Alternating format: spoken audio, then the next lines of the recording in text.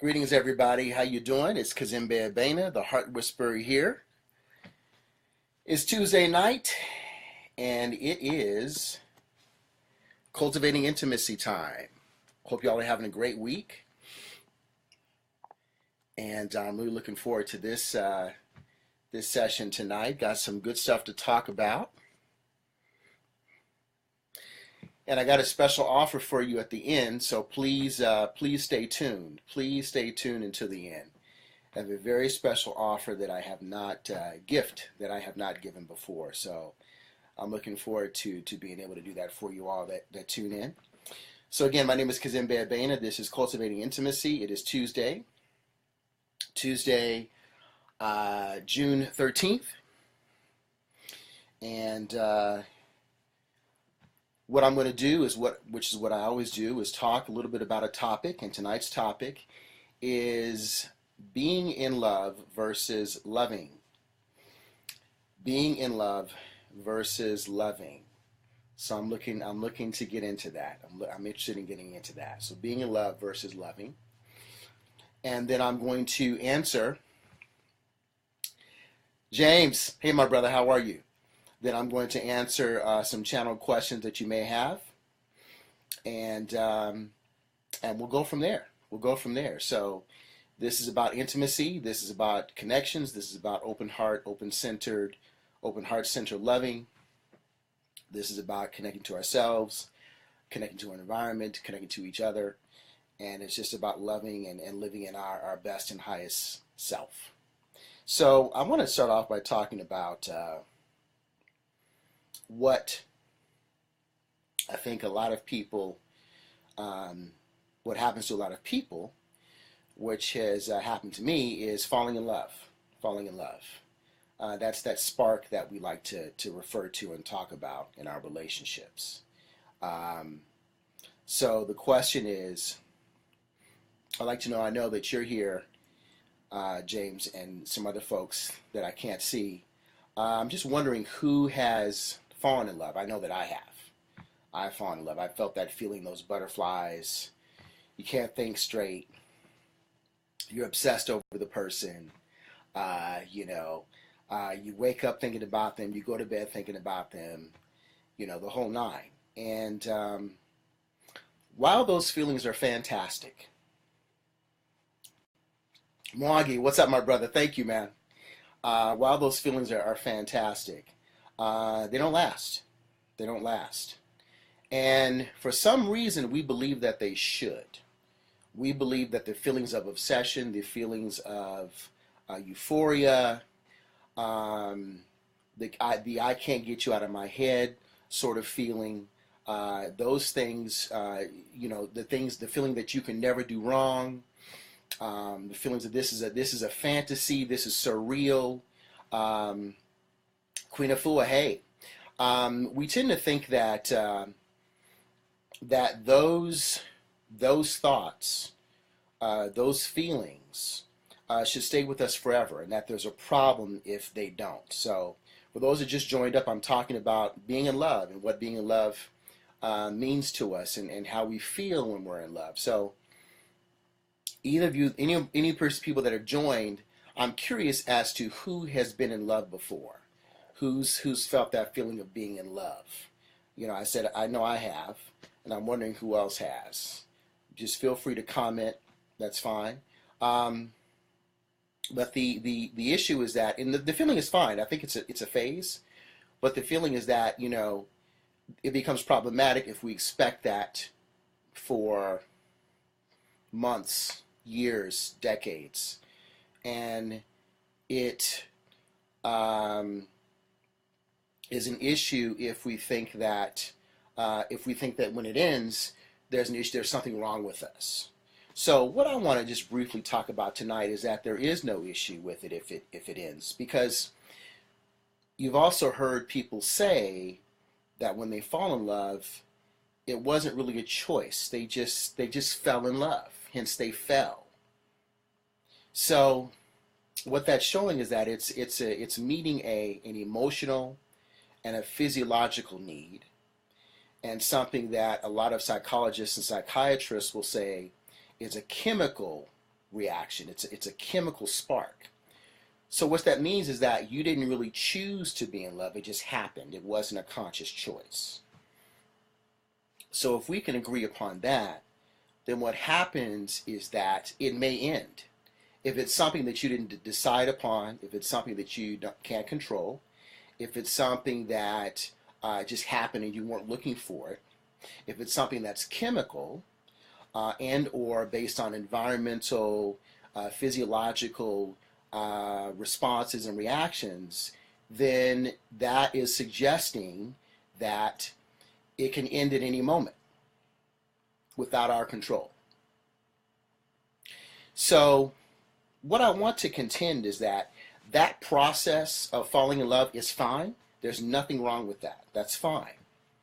What I'm saying, though, is that being in love or loving is different than being in love. So what I've just described is being in love, falling in love. Okay, that euphoria, that I can't get enough of the other person. I'm obsessed with them. I can't think straight. I can't do my work. I can't do anything else. I can't even hardly sleep. All I can do is think about that person. That's, you've fallen in love.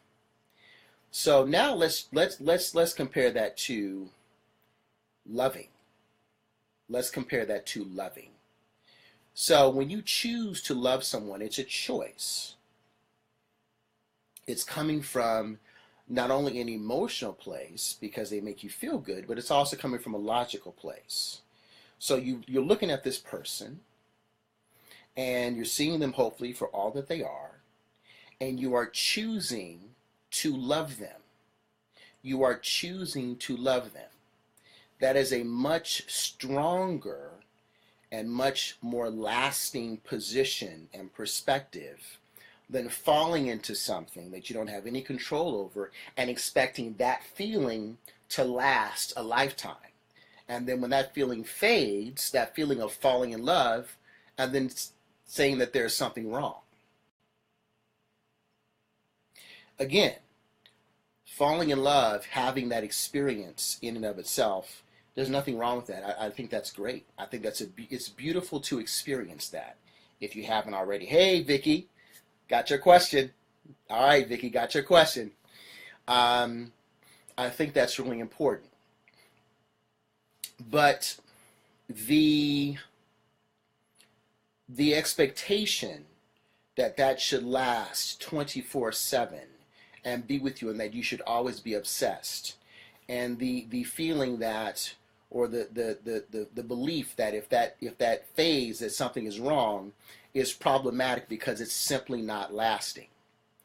So I really want to contend that when we look at loving someone, that we look for the marathon and not the sprint, that we understand that it's going to be a marathon and not a sprint, that we understand that there will be peaks and valleys. Now, obviously, everyone has a peak and a valley that they can deal with, and maybe someone else can't deal with, so it's all about you. It's all about what you can deal with, but just being prepared to say, hey, listen, I'm going to grow. Hey, Miriam, I'm going to grow and learn from this person and experience with this person. So that's what loving a person is. It's making a decision, number one, and what that does is that empowers you as opposed to just falling in love, just falling for something and not knowing why, and now you're obsessed. So you've made the decision. That is a much stronger position to be in because now you are also able to put things in perspective. You say, okay, you know what?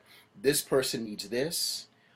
This person needs this. I need this to be in this relationship with this person. So you're running it through kind of your rational mind and also your emotional mind as well. You want your heart to be opened because it is a heart-centered, this is a heart-centered intimate expression, intimate connection. You want your heart to be open. It's not all brain. We talked about that last time. Let's not get caught up in what's between the ears because that's not really what really is. But again, hey Jocelyn, it can really allow us to, our mind can allow us to filter through the reasons that we may want to be in love with someone, that we may want to love someone. And it puts it in perspective. And if you make a choice, to do that, then you're empowering yourself.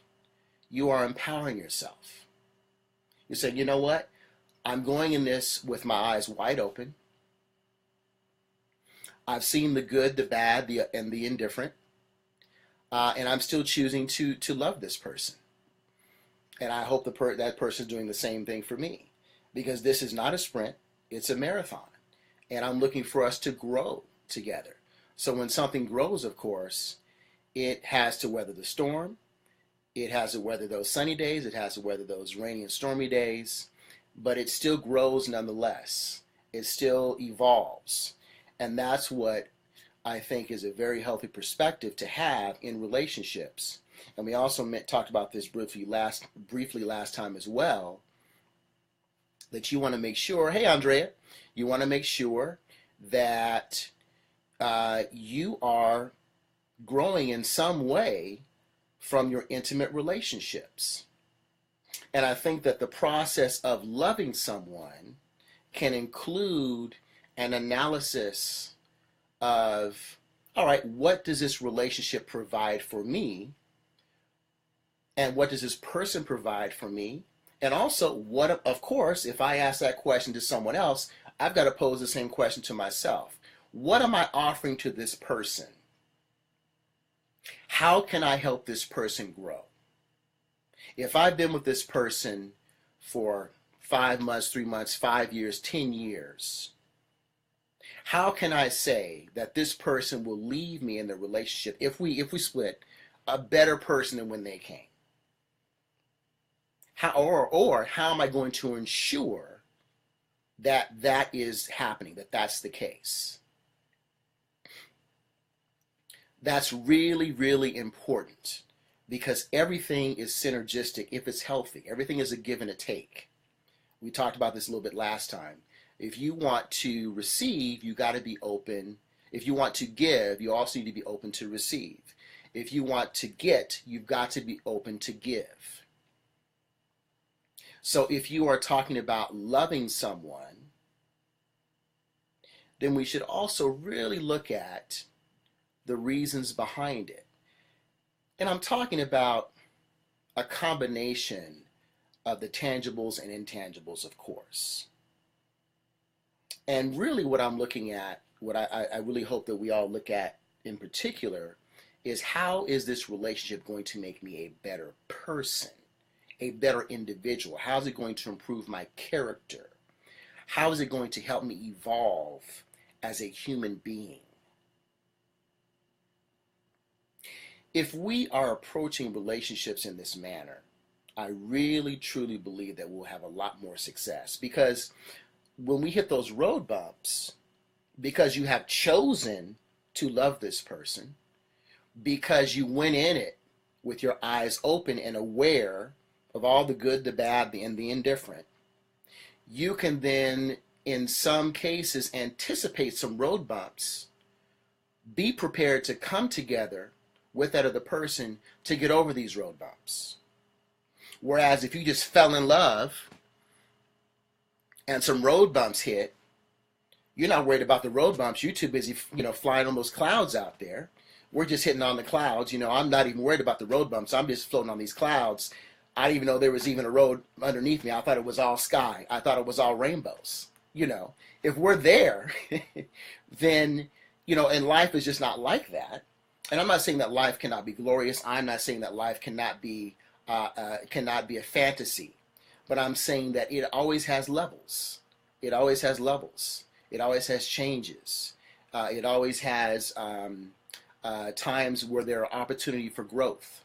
And so when there's opportunity for growth, it means that we're probably going to get challenged. And some challenges are more difficult to deal with than others, but we're probably going to get challenged. And that's fine. Again, it's fine if you go through it, if you go enter this relationship with the understanding that, hey, you know what? I'm probably going to get challenged here at some point. I want this because I want to be a better person. and I love this person. I want this person to love me, and I want to work through whatever we have. I want to work through it because I love this person, and we're building a foundation of love. And the cornerstone of that, or one of the true foundations of that, is acceptance. So that's also why we really want to enter any relationship with our eyes wide open. We want to see what we're getting into. We want to acknowledge it. And then we say, okay, I can or I cannot deal with that. All right. But again, what does the person that I am coming together with have to deal with in regard to me? What are they getting in terms of my good, my bad, and my indifference? What are they getting? Because obviously, if I'm seeing the good, the bad, and the indifferent in the other person, you better believe it's also in me as well. So then, can they deal with me and my idiosyncrasies and my issues and the things that I'm trying to work on? The things that are temporary and the things that are long-term. I think that we all have things that we have, like those life lessons, those really big things that we came in to get. And for some people, our lessons and our issues are huge issues. They're like, oh no, I'm not trying to deal with that, And for other people, it's like, oh, that's nothing. I got it. Yeah, come on. I got you. Come on. I love you anyway. I love you just the same. Come on. That's nothing. So it's all about us finding someone who we align with. You can deal with their issues and find out to ask them, can you deal with mine? I think a really wise thing to do, and I've done this before, is to have a very frank discussion on the issues that you have. This is, and I've heard some people call it, I'm laying it all out on the table. This is coming out all out on the table. This is what it is. Here it is. This is the stuff that smells sweet and the stuff that stinks. Here it is. This is it. How can you deal with it? Is this all right with you? And I think that's a very, very wise approach, because you make the decision to love. You make the decision, when we do that, we make the decision to stay with the person. And that's a strong position, as opposed to being at the whim of a chemical response or a physiological response that may fade at any moment. And it will fade. It will fade. The body can't sustain that always. It will fade. It will fade. So with that, I'd like to open up the floor for some questions.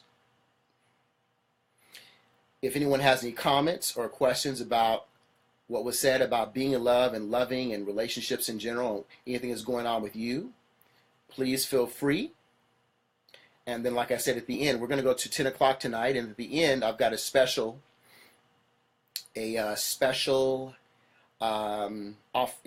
gift. So, good. I got some people on here. All right. Andrea, my love, Jocelyn, Vicky, Miriam, Queen of Fua, Mwangi, James. So I'm going to say this, and I said this last time. If I miss somebody, or if the feed goes out, please forgive me. It is not intentional. It is not intentional. Matter of fact, I'm gonna grab my eyes right now, just in case. Grabbing my eyes. All right. Good. Okay. All right. I want to make sure I don't miss anybody. If I do, it's not intentional. And if I do miss somebody, please just go ahead and hit me up. Hit me up in a private message. So actually, Vicky, I'm going to start with yours. Vicky, you had a question last time that was at the end. I told you I would make sure I got to it this time. So I think, Vicky, your question was about, and Vicky, I'll need you to let me know if this is correct or not, because I don't have it right in front of me. But Vicky, your question was about, I believe, women in trauma, and what do we do with women in trauma, or how do you help women in trauma? I think that was it, Vicky. So I'm going to wait for you to respond, Vicky, and then I will answer that. And I'll first say that I'm not a psychologist. I'm not a psychiatrist. Okay, so one of the first things I'll say off the top is, and still waiting on you, Vicky, to respond and let me know that you're still there. Um, if you're dealing with someone that has gone through something like that, okay, all right, thank you, Vicky, thank you. If you're dealing with someone that has gone through something like that, you definitely want to recommend professional psychiatric help, professional help, mental health services. And I'll be the first to say, I have gone through therapy once in my life, and I am not ashamed of it. And I think whoever needs it, do not be ashamed at all. Do not be ashamed. There is no shame there. There is no shame there. Because unfortunately, we're in a society that does not really honor our truths the way it should. And so a lot of us have a lot of stuff that's bottled up inside. A lot of stuff that's bottled up inside. And I see that when I'm working on people on the table, doing energy work, people start to cough. And so when people cough, they've got a lot of blockages in their throat chakra, which means that they're not speaking their truths. It's blocked and it's not coming out. So they they cough. They cough a lot.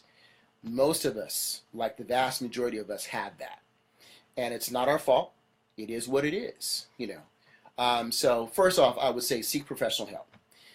In addition to that, and that's a loaded question, because you're talking about the type of trauma. There are different types of traumas, Vicky. I'm not quite sure what you mean, and I think that's probably beyond the scope of this. Hey, Stacy, beyond the scope of this show, but I'll add a few things if I can, Vicky.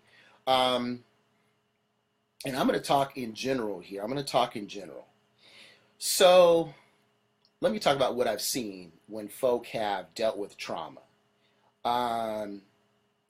What happens is it throws off or shifts, and sometimes can really damage chakras, particularly if it's one dealing with intimacy, particularly the root, the three lower chakras, the root, the sacral, and the solar plexus.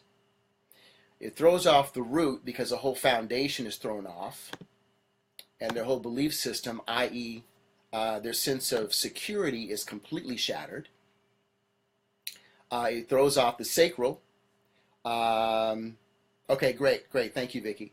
It throws off the sacral because the energy imposed upon the sacral, which is the sacral chakra, was in violation, and was not in harmony with the person.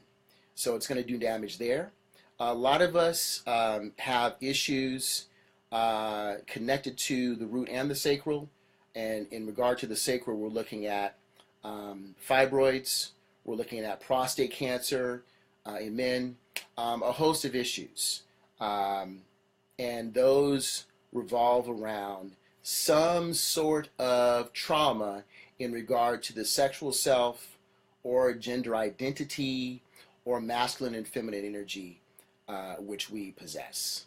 Again, there is no fault here, and I want to continue to say that, because I am not at all about blaming the victim. And really, the perpetrator were 9 times out of 10, they were violated themselves on some way as well. So it's really, it's a never-ending cycle. And then the solar plexus chakra, which is up above the sacral, between the navel and the genitals. Well, actually, I'm sorry, between the heart and the navel. I'm sorry, between the heart and the navel. The solar plexus is also thrown off because that sense of identity has been violated with, because that person did not choose that act, and so that person has been imprinted with someone else's energy and thrown their sense of self off. So oftentimes what happens is this person, they don't know who they are. This other energetic has completely imposed itself on them, wreaked havoc, and then left. Or if they're still there, continue to do damage. So with a person like that, again, I'm going to speak in generalities here. what needs to happen, in addition to, again, professional help, is they need to, if it's a man, he's been violated by a woman, he needs to get to the point where he can then engage with a woman who is completely nurturing and completely loving and completely accepting. If it's a woman who's been violated by a man, the same thing needs to happen. That woman needs to be with a man who is completely accepting, completely nurturing, completely uplifting, completely tender, and completely loving. What I've found, what I've seen, is people who have gone through traumas and they try to avoid that thing that brought them a trauma, i.e., a human being. That perhaps for a moment, that's important until that person gets a sense of self, but you don't solve that problem by avoiding the person, or by avoiding the gender. That's what I want to say. I'm not saying go back to the perpetrator. I'm not saying that. I'm not saying that at all. I'm saying that we need to make sure that, again, if it's done by an opposite gender or the same gender, we need to have a positive experience with that person or that gender to then heal that circumstance, to then heal that experience. Hey, Michelle. So I want to say that. I want to say that as well. Okay, I want to say that as well. Let me see here. Anything else I want to say about this? Those two things are really important. Again, professional mental health help, and getting with someone who can actually offer healing.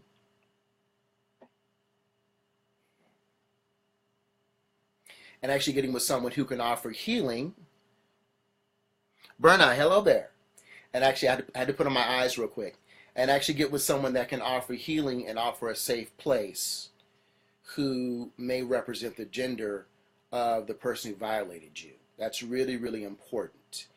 Because you want, if you're the person who has been victimized, you want to make sure that you work on opening up your heart again, so that you can experience and receive love. You don't want to keep it closed. And unless that person has that experience where it's loving, where it says you can be safe, opening of the heart is not going to happen, for good reason. For good reason. For good reason. Okay, I don't want to stay on that too long. I hope that answered a few things for you, though, Vicky. And anyone else? Any other questions? Any other questions at all? And if anyone has another question about trauma, let me know. And we can continue to talk about it. You're welcome, Vicky. You're welcome.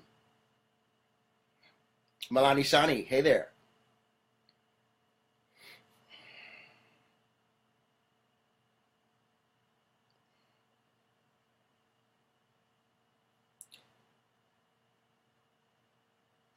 So I want to say, too, that since we're on trauma, and until someone else asks another question, I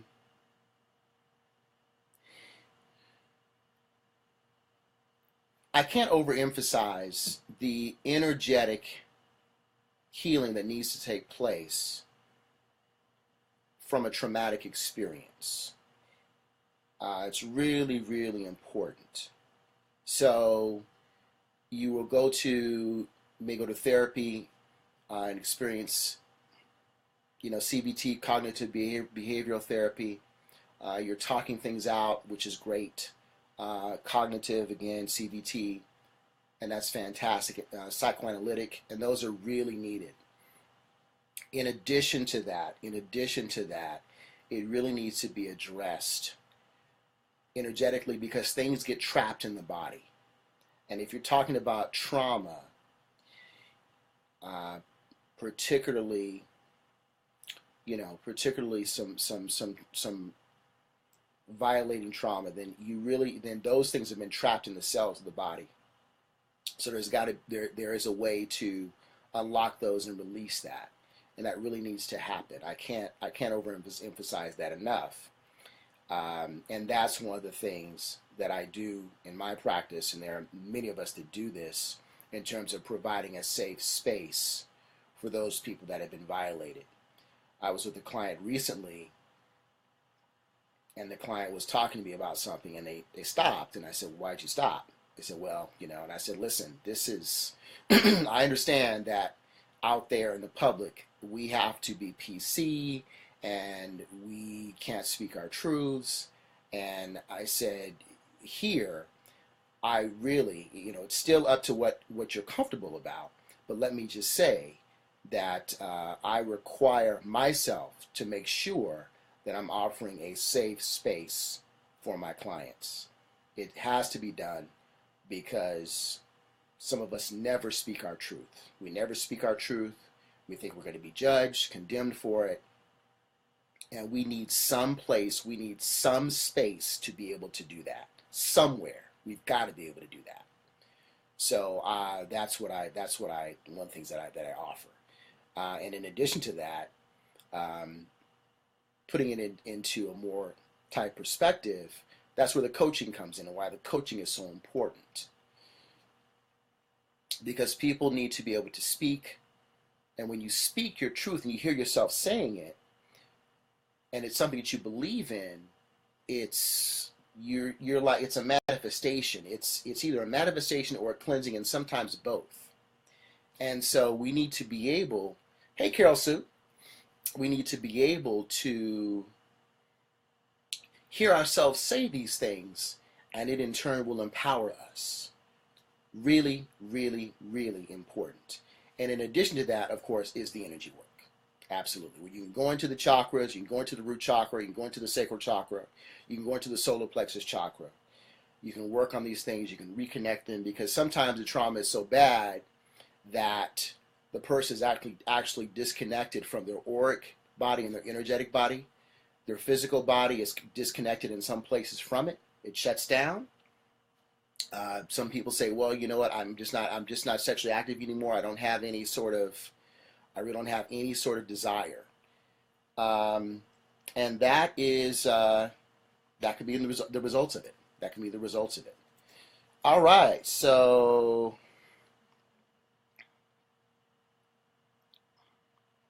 hey, Sarah.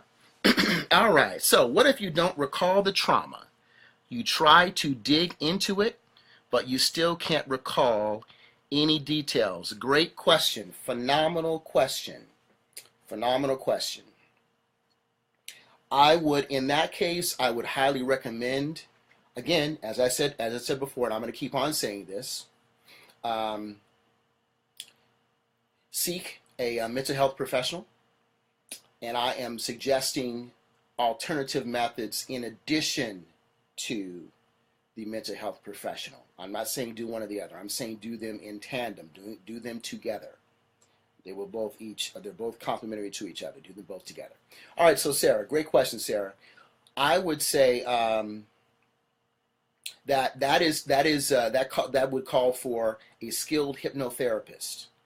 A skilled hypnotherapist. And I do know one. I do know one that I've used myself. A skilled hypnotherapist. Also someone that perhaps can go into past lives, because what's going on as well is this may be something that's playing out in your etheric body. This may be something energetic, something from the past lives, some sort of connection that you have that continues to play out over time in a particular contract that you've made. But the bottom line is that if you know something is there, if you believe that something is there, then it is. Then it is.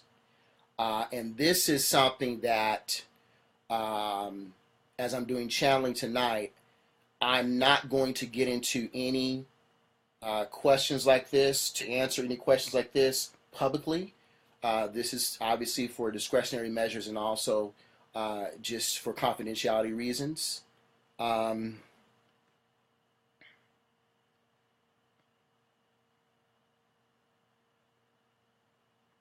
Okay, so you're saying, okay, so Sarah, you're saying that you believe it's past life related as nothing now exists. Okay, so then Sarah, do these things coming in from your dreams? Is that how you know?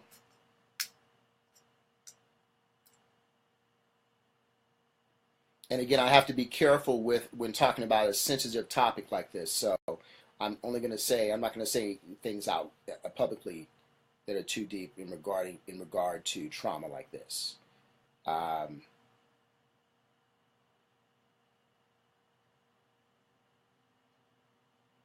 and I guess what I'm saying, Sarah, is if you okay, so you don't dream, you just know. Okay, okay. Um,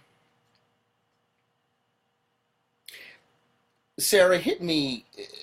Let's connect offline. I would say, do a session with me. Let's do a session. Let's do a session, Sarah. Again, for confidentiality reasons, I'm not going to say too much else here. Let's just do a session and see, you know, see what comes up. Thank you for your comments and your questions, though, Sarah. Great questions. Great questions. Uh, Anyone else? All right. Um,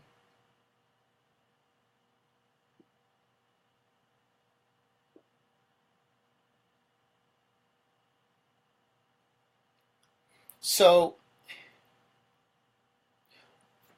one of the limitations of, and I'll speak on this until another question comes up. One of the limitations of allopathic medicine and traditional medicine is that, whether it's mental or physical, is that it just deals in the now. I.e., if you don't have symptoms now, it doesn't exist. Or if you don't have some sort of scar or something now, right now, then it probably it's just in your head, it doesn't exist. Or if you don't exhibit some sort of behavior, it doesn't exist. So, if we embrace the fact, which I do, that we are energetic beings first, having a physical experience. We are energetic beings having a physical experience. And because we like to refer to God all the time, every Sunday, millions of people are in church talking about God being this omniscient, omnipresent, omnipotent being. Um, and then I would say, okay, well, if that's the case, then, and if we come from God, then we come from energy. We come from an energetic source. I don't believe that God would confine itself to a gender or to a physical body. That's just what I believe. But let's go ahead and let's just go with the notion that God is energy and we're part of God. All right. So then, if that's the case, then we're we were born as energy first, and then if that's the case, then if you believe in past life regression, which I do, and I've had several sessions that really woke me up, then you believe as well that, and quantum physics and quantum mechanics talks about this, um, that you could be having we all are having multiple lifetimes simultaneously, and time exists, or time does not exist past the fourth dimension. So I don't want to get too mumble jumble and deep in that, but I just want to put that out there. So I guess the thing I'm trying to say here is that I think that if we're looking at holistic health, holistic healing, we've got to look past the physical body. We've even got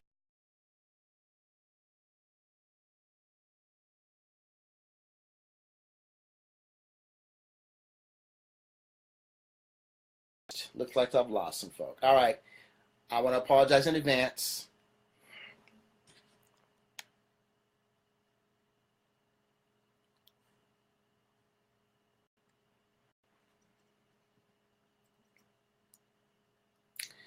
Um,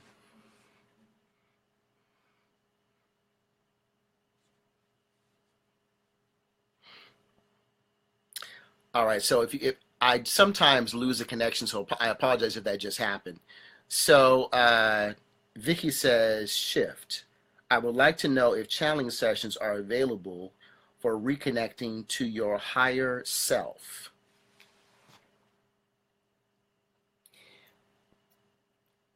Yes, but it's not. That's not necessarily a channeling session. It's more an energetic one. There are energetic. Channeling can be a part of it, but that's more of literally an energetic connection that I do. It's literally an energetic connection. So that's no problem, and I can do that. I do that remotely all the time, so that's not a problem. That's not a problem. Also, keep in mind with any energy work, as long as the person is accepting and willing to receive, anything is possible. Anything is possible. Um, Hold on just a second, Vicky. Give me just a second. Hmm. Hmm.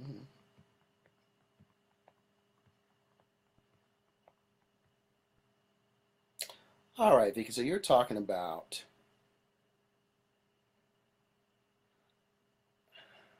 Okay. So okay. So Vicky, this is for you. You're okay. Your higher. Your. We never really lose the connection. It's just that we adopt beliefs that block it. Block it from our perception. So there are some beliefs that you adopted, Vicky, when you were younger, and it's still, it's dealing with some, self-perception things, um, that make you believe that you're not connected somehow and that you're powerless somehow, and those things just aren't true. Those things just are not true. They're not true. Um, part of the reason that you believe what you believe is that you're very open and you're very, very sensitive. So sometimes you've chosen to cut that off because it becomes too much. And so you just shut down. So we talked about trauma earlier, and there are various types of trauma. Um, Another is emotional, of course. That's non-sexual. But I just want to speak to that for you real quick, that where you are right now, you're not who you think you are. Who you think you are is far greater, far greater. But somewhere along the line, well, I know where it is. It's you were convinced or you were oppressed to think that you were something else. So your connection is not lost. It's there. Your guardian angel is there with you. And you are actually surrounded by a lot of light beings, but you stopped really believing and asking for help. So you've got to get back to that. Here's the thing with the spirit realm. We we may have a tough time understanding this because what makes Earth so interesting for other beings is that we have free will, so we always have a choice. Other types of entities don't. That means that if you call upon the assistance of an angel, that angel has to come and help because that's what they do. Now, if you're calling upon an angel of light to come kill someone, and you're talking about someone like Archangel Michael, that's not what Archangel Michael does. Not for us, not for humans. So it won't do that. Other types of entities will, but it won't do that. So what I'm saying is that if we need help, let's not forget to ask. Let's not forget to ask. And then once we ask, let's make sure that we are saying thank you, that we are offering gratitude. So Vicky, we need to talk. I'd like to do a session with you as well. But I just want you to know, love, that you are far greater than what you see today. You are not your experiences. You are not. You are far greater. And you can use your experience to rise above. You can truly, truly, truly do that. As a matter of fact, that's why these things happen to you, so that you can rise above, so that you can become greater. I really want you to take that in. I really want you to sit with that. I really, really do. And we will talk. We will talk.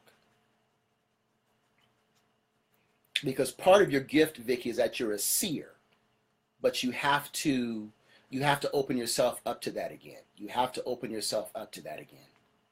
You got to do that. And so it's going to require trust, faith, belief in the source, and most importantly, belief in yourself. Belief in yourself. And again, as I always say, it is not your fault. It is not your fault. We need to accept responsibility, because only in that way can we empower ourselves and change. But I say it's not your fault because I want to make sure that we do not inherit guilt. Guilt will do nothing but it'll literally kill us. Guilt and shame. All right. Hey, Rita, how are you?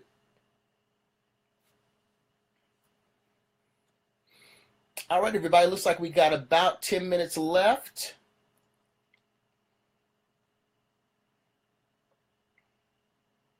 I am still taking questions.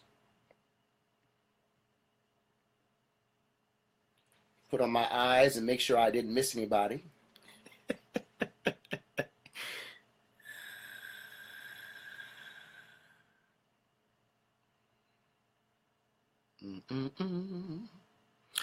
Sometimes, if you all have not realized it already, sometimes you lose me, and I apologize for that. It is or I should say I lose you, because it's on my end. So I really apologize for that.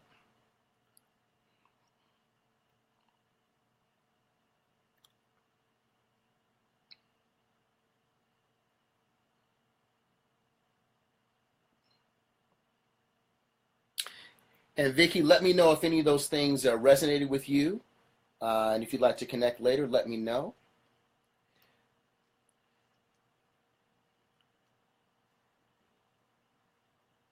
All right, so we're entering the end of this broadcast, and I want to thank everybody for attending the questions. And I said I had something special at the end, so here it is. Like to see it? Here it go. All right, so I may have spoken on the show briefly about this. Wonderful, Vicky, wonderful. All right, let's talk, Vicky. Fantastic. Let's. I've talked about, maybe briefly. I've spoken about of course, the channeling that I do, but particularly channeling symbols. And honestly, that gift for me started when I was channeling symbols. It started with me channeling symbols. I was on a 90-day, I'd say, meditation, and I was working with a couple of friends of mine. One was in LA, one was in New York, and we were doing some manifestation work. And it came to me, Spirit told me that I could do symbols, so I've been doing them ever since, and that was about 7 years ago. So I'm going to show you what these symbols look like.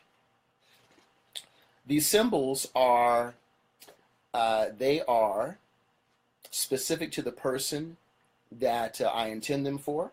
So the symbol, all the symbols are unique. I've never drawn even close to the same one before. And they all speak to a specific set of principles and virtues and things that need to be addressed with a person now. It's almost like a reading. It's almost like a reading, but it's in symbolic form. So these symbols can be used for meditation. You can put them under your bed. You can put them under your pillow at night. You can put them near your mirror in the morning. You can put them up top above your headboard, and they can clean rooms. They can. I had one symbol that actually, one was having really intense nightmares. She used a symbol, put it under her pillow. The nightmare stopped. She was also confused. Confusion stopped. I've had some people that have just not known their way. The symbols have helped them focus. People that have had just overall anxiety and fear, the symbols have stopped that. So each symbol is really different, and it depends on what the person needs. So I'm just going to show you a few here. This is one symbol that I just did. This is for someone who needed to really contact 3 ancestors in particular, and they also needed to give to receive more as well, and they needed their ability to spread their message amplified, and all their stuff was ancestral, hence the 3 symbols here, the 3 dots rather. This is interesting doing it this way. All right, so this is one.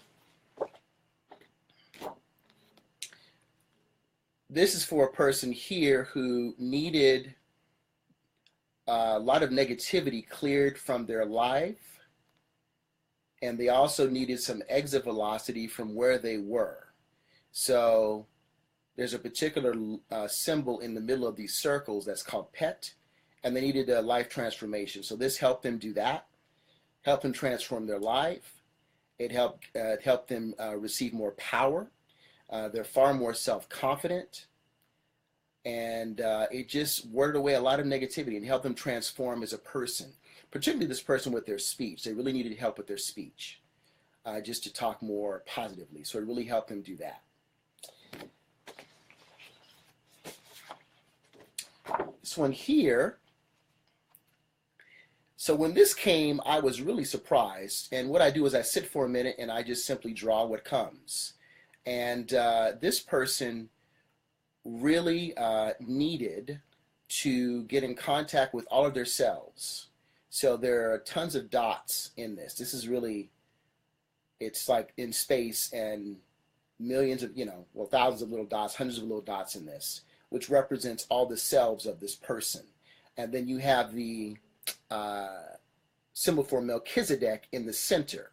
The symbol for Melchizedek is in the center. And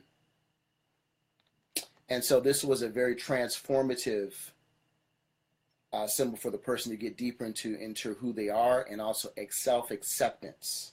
Self-acceptance for this person was huge, because this is almost like a soul retrieval. This person needed to retrieve their soul, and become realigned.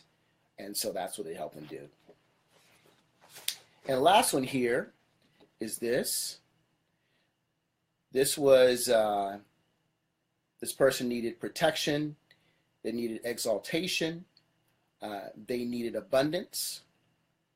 And so that's what this symbol represented. And they also needed a boost in terms of Kundalini energy, which was already there. This person works with a lot of Kundalini energy. So this symbol helped to amplify and boost that as well. With all the symbols, you can see I draw them in a circle of protection, and then I draw an equilateral triangle, which also is called a triangle of manifestation. And that's how I do all of my symbols. So there you go. They're all hand-drawn, handmade. All right, so tonight I am offering one symbol. I'm offering one symbol for $97 tonight as a gift. And I said I was going to offer it to the first person who asked a question. And I trying to figure out who First person to ask a question. And I know that I took yours, Vicky, from the other time.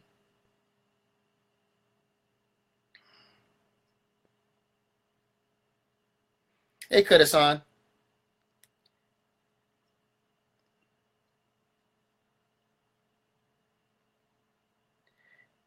And Sarah, I think,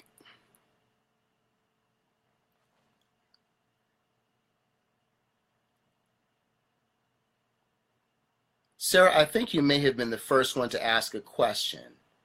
Was that correct? I don't want to be wrong here and get someone else out, but I think you were. My trauma here.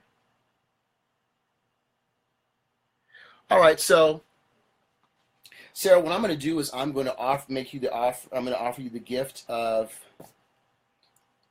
I'm going to give you the symbol for $97. So I will send you a link to that, and Sarah, you will have 24 hours. So you have actually a little bit less. Let's say by 2 o'clock tomorrow to click on the link and take care of that. If you don't want it for whatever reason, that's fine.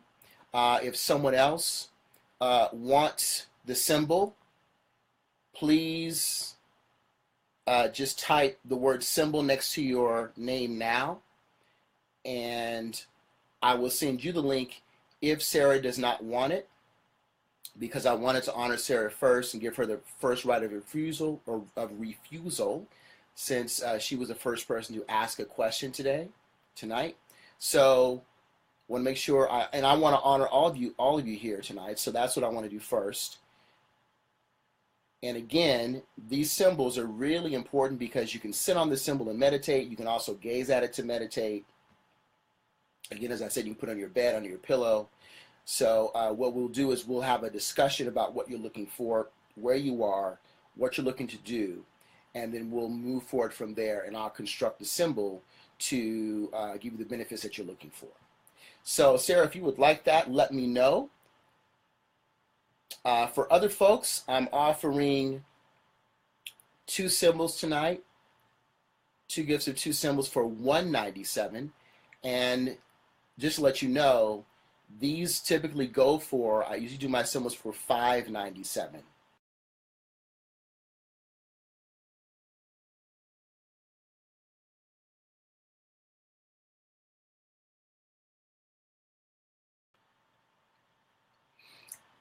All right, so I'm sorry, folks. Looks like I lost a lot of people. So my symbols typically go for $597. So again, tonight, I'm offering this symbol as a gift for $97 to Sarah. If Sarah does not want it, then the next person who types symbol next to their name, I can offer it to them. They can take the gift. And then for everyone else on this broadcast, because I just want to honor you all and thank you all for participating tonight, you can receive the symbol for $197 tonight. So just let me know. Just let me know, and I will send you a link. And actually, the PayPal link for $197 is actually in the show description tonight. It's in the show description.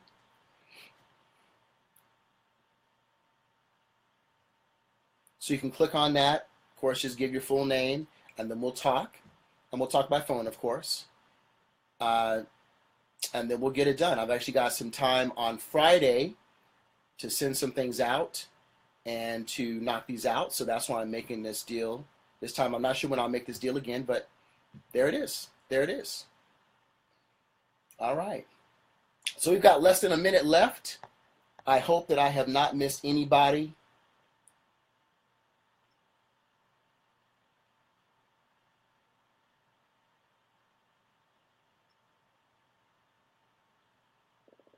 All right. If I have missed someone, please let me know.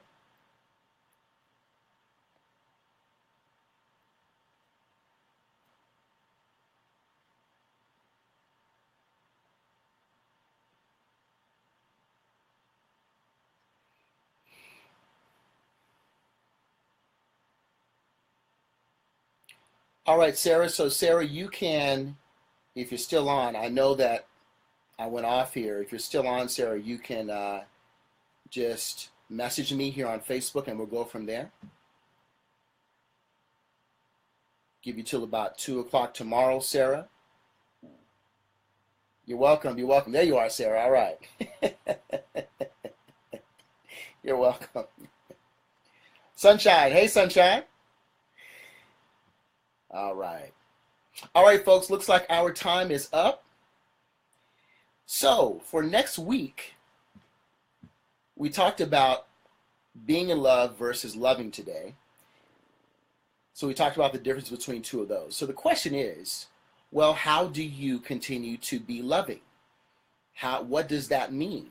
So next week, I'm going to start my series on going over each of the 5 love languages. So I will start with my favorite next week, which will be words of affirmation. So stay tuned next week. Spread the word. Please share this. I'd be much appreciated if you continue to share this and invite people. I saw some people inviting folk here. Miriam, you invited quite a few people. I really appreciate that. I think Vicky, you did as well. So I want to say thank you to you all for inviting folk and for sharing this. And again, we will do this next week. Stay tuned for the 5 love languages, starting with words of affirmation next week. Again, my name is Kazembe Abena. This is Cultivating Intimacy, and I'm the Heart Whisperer. I'll see you next week. Peace and love to everybody. Bye-bye.